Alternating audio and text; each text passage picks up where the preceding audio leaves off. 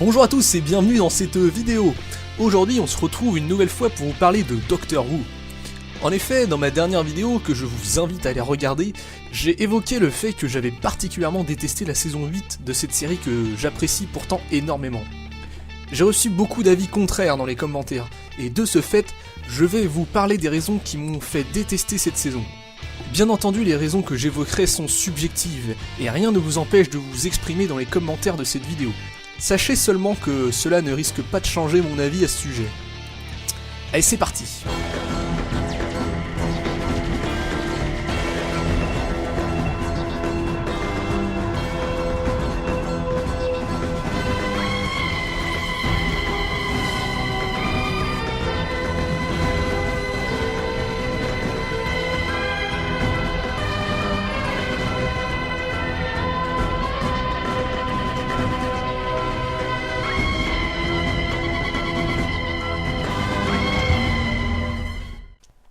Commençons par le commencement. Vu tout ce que je vais dire par la suite, il me semble important de préciser certaines choses avant de rentrer complètement dans le vif du sujet. J'adore Doctor Who. Alors oui, vous l'aurez sans doute remarqué, mais c'est effectivement ma série préférée. Celle qui m'a fait ressentir le plus de choses, et celle dont les histoires et les personnages m'ont le plus touché. En somme, je suis un fan de la série. J'aime toutes les saisons jusqu'à la 7, et oui, j'ai apprécié la saison 7. Je suis d'accord pour dire que ce n'est pas la meilleure, mais pour moi elle est bien supérieure à la 8. Notamment grâce à Matt Smith, qui compense énormément le vide de certains épisodes. Et puis n'oubliez pas que cette saison comprend la trilogie The Name of the Doctor, The Day of the Doctor et The Time of the Doctor, qui sont 3 très bons épisodes, même s'ils ne sont, une fois de plus, pas au goût de tout le monde. Et donc cette saison 8. Comme vous le savez sûrement, cette saison 8 introduit un nouvel acteur dans le rôle du Docteur. Peter Capaldi, excellent acteur britannique dont le talent n'est plus approuvé. Mais qu'en est-il de sa performance en tant que docteur ? Eh bien c'est le moment d'aborder le premier point, à savoir Deep Breath. Deep Breath est le premier épisode de la saison 8, celui où le 12e docteur apparaît pour la première fois en épisode. Le début d'une longue série d'épisodes avec ce nouveau docteur est ma première déception. Il faut savoir que j'en attendais pas mal de cet épisode, car jusqu'ici, les précédents épisodes qui introduisaient un nouveau docteur étaient très bons, voire excellents. The Christmas Invasion était le premier épisode de David Tennant. C'est un très bon épisode dans lequel l'acteur montre rapidement ce dont il est capable. Mention spéciale aux Sea Corax, qui sont des aliens très cool qui ne seront malheureusement jamais réutilisés par la suite. Dommage. Et dois-je vraiment parler de The 11th Hour ? Le premier épisode de Matt Smith. J'adore cet épisode. C'est sans aucun doute l'un de mes préférés. Beaucoup de choses que j'aime dans Doctor Who se retrouvent dans cet épisode. Il faut savoir que, comme beaucoup, j'étais très triste du départ de David Tennant. Et comme beaucoup, je ne croyais pas beaucoup en Matt Smith avant même d'avoir regardé un seul épisode dans lequel il jouait. Et en regardant cet épisode, j'ai été immédiatement conquis. En un seul épisode, il m'avait autant convaincu que David Tennant l'avait fait en 3 saisons. Cet épisode est rapide et puissant, drôle et émouvant, bref, je l'adore. Est-ce que ce monde est protégé ? Figurez-vous que vous n'êtes pas les premiers à venir, il y en a eu beaucoup avant vous. Donc la question qu'il faut vous poser c'est... qu'est-ce qui a pu leur arriver ?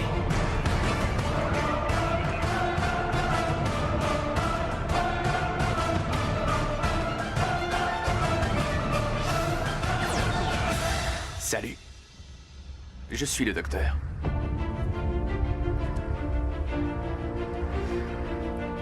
Pour faire court, fuyez.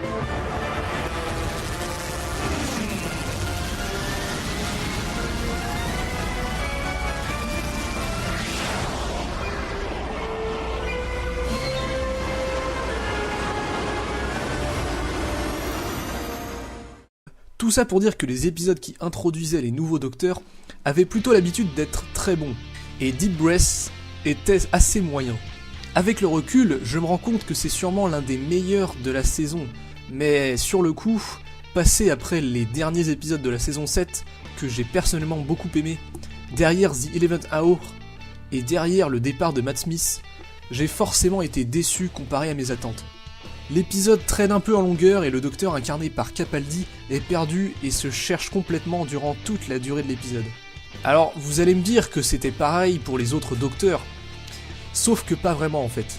Tennant était aussi perdu et se cherchait dans son premier épisode, mais exprimait déjà sa folie et son humour qui deviendra par la suite son caractère habituel. Quant à Matt Smith, il a finalement très rapidement trouvé son style, le côté nouveau docteur paumé ayant surtout servi de prétexte à quelques gags cartoonesques. Capaldi a donc été assez froid et paumé pendant tout l'épisode, et le problème ne s'arrête malheureusement pas là, car c'est globalement ce que je lui reproche sur à peu près toute la saison. Pour ce qui est du reste de l'épisode, il est globalement très sombre et angoissant, donc bien loin de ceux dont je vous parlais précédemment. Le retour des robots mécaniques n'était pourtant pas une mauvaise idée, mais le lien qu'ils ont tenté d'établir avec l'épisode 4 de la saison 2 est foireux, et le ballon fait avec des morceaux de peau est ignoble. Ce ne sont que des détails, mais mêlés au reste, le résultat ne pouvait être que décevant. Après avoir regardé cet épisode, j'étais certes déçu, mais pas défaitiste pour autant. Mais hélas, plus le nombre d'épisodes augmentait, plus je désespérais. Soyons clairs, pour moi il n'y a que 2 épisodes qui valent vraiment le coup dans cette saison. Et pour le reste...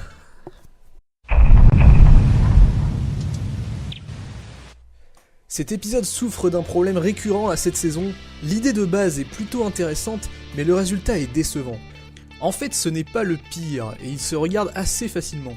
Mais un gros détail a été omis, la crédibilité.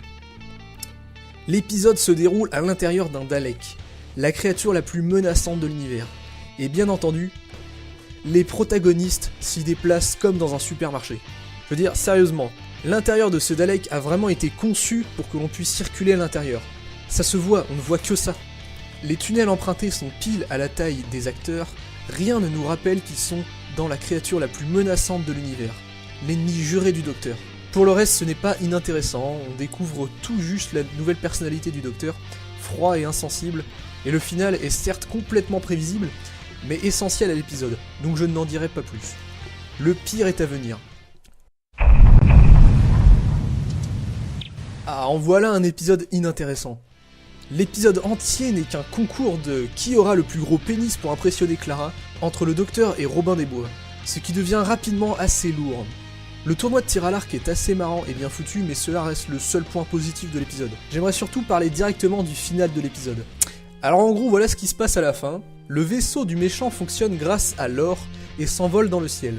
Mais il faut l'arrêter, je ne sais plus trop pourquoi d'ailleurs, donc voilà la solution. Les 3 protagonistes de l'épisode s'allient tous pour tirer une flèche dorée, précédemment gagnée au tournoi de tir à l'arc, afin qu'elle puisse provoquer une surcharge d'or en touchant le vaisseau, et donc le faire exploser dans le ciel. Oui, ils tirent une flèche à 3, avec un seul arc. Oui, c'est ridicule. Et donc le pire moment de l'épisode est là. La flèche dorée effleure le vaisseau et voilà, c'est fini. Le vaisseau explose, c'est tout. Je veux dire, sérieusement, la flèche dorée effleure littéralement la carcasse du vaisseau, elle ne pénètre pas à l'intérieur, elle ne rejoint pas la quantité d'or qui fait fonctionner le vaisseau, non, elle touche simplement la partie extérieure du vaisseau. Et bien sûr, cela suffit à créer une surcharge d'or. Osez me dire après ça que c'est un bon épisode. Ah, le gros morceau de la saison. L'épisode qui a divisé les fans. Eh bien, encore une fois, on n'est pas passé loin d'un bon épisode. À mon sens, il y a surtout un élément qui fait qu'il est raté. Dans cet épisode, le Docteur nous parle d'une hypothèse selon laquelle on ne serait jamais seul. Ceci en se basant entre autres sur un rêve qu'on aurait apparemment tous fait. On se réveille en sursaut, on pose le pied par terre, et soudain, une main sortant de dessous le lit nous attrape la jambe.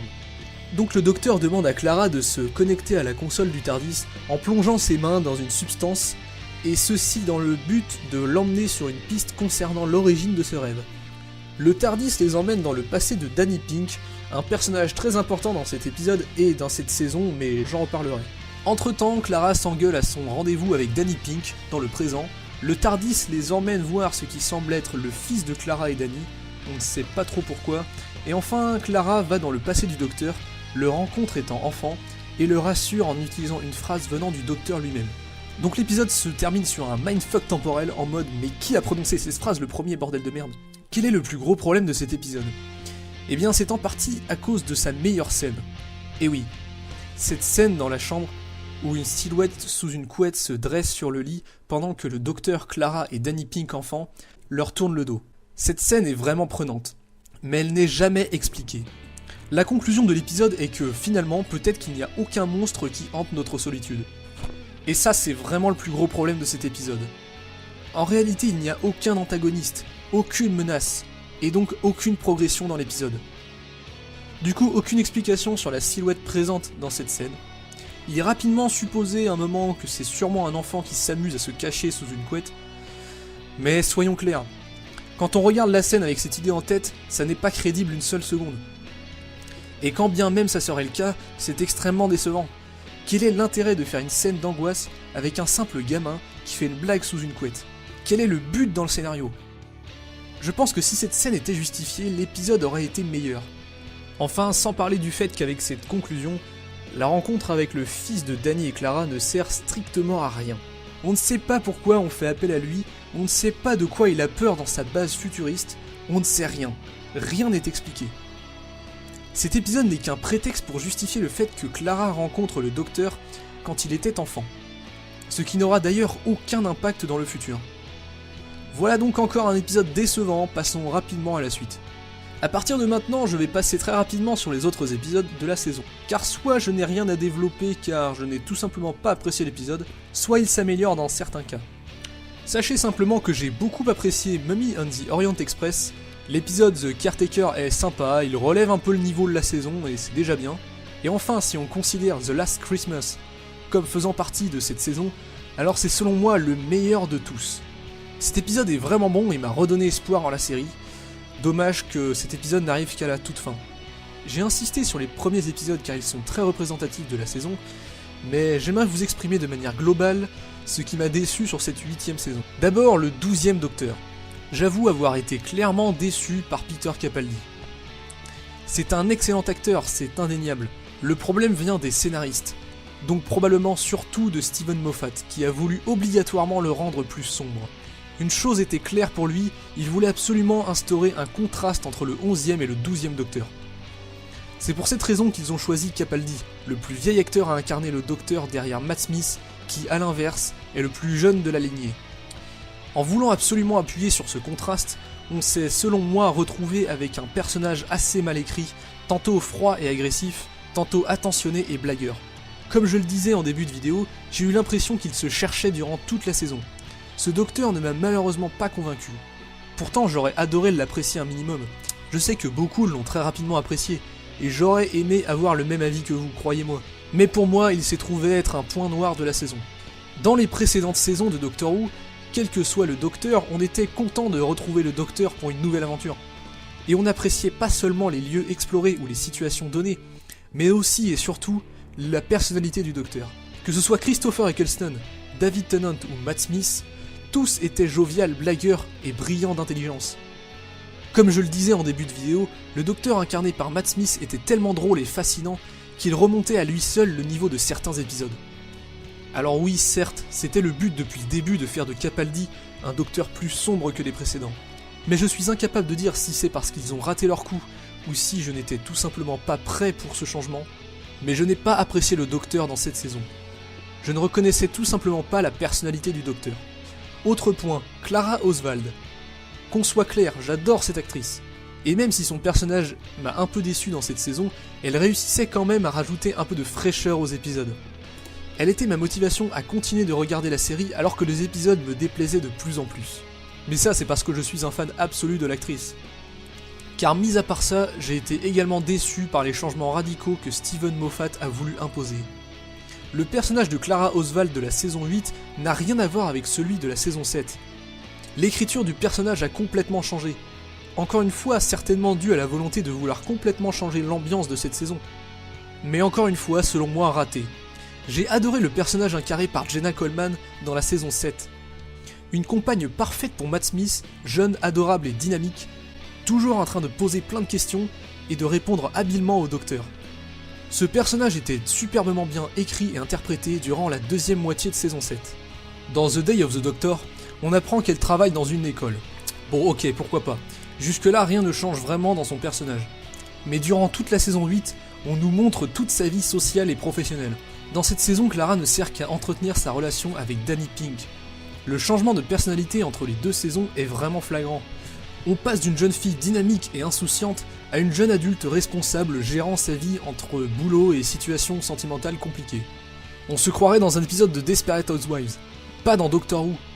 En tout cas, pas dans le Doctor Who que j'aime.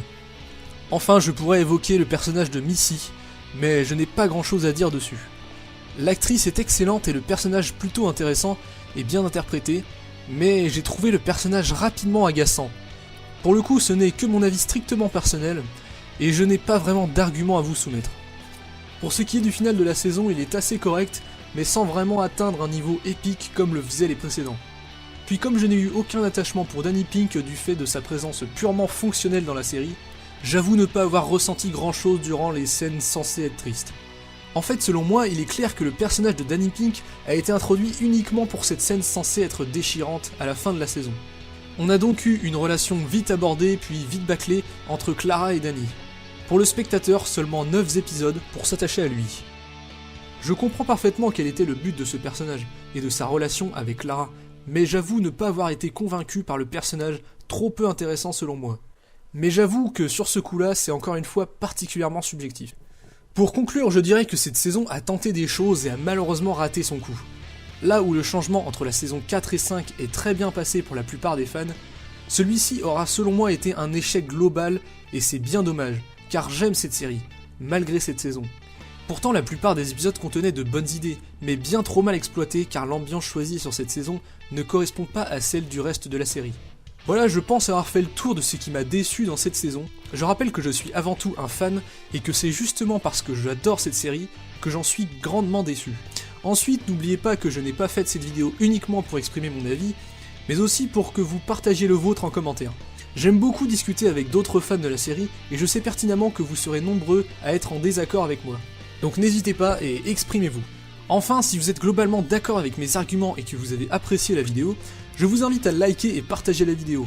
Et ceci non pas dans un but mégalo, mais pour exposer mon avis à un plus large public et ainsi se retrouver pour discuter entre fans de la série. Merci d'avoir regardé et à plus pour une prochaine vidéo.